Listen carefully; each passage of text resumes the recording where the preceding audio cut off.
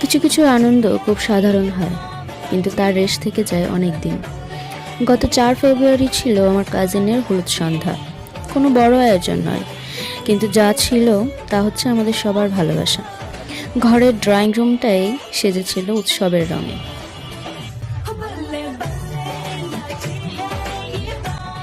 ভাই বোনরা মিলে স্টেজ সাজানো, প্লেট সাজানো, নানান ভঙ্গিতে ছবি তোলা, পাগলামি করা, এসবের মাঝেই যেন ছিল আসল মজা।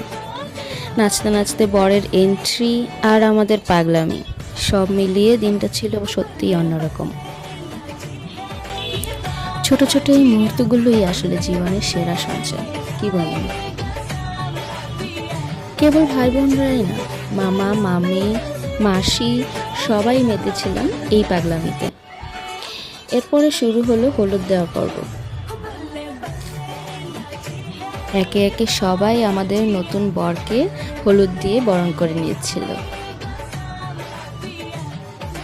তো উপভোগ করুন আমাদের এই দুষ্ট মিষ্টি পাগলামিগুলো। আর হ্যাঁ, জানাবেন অবশ্যই কেমন হলো আমাদের ঘরোয়া হলুদ অনুষ্ঠান।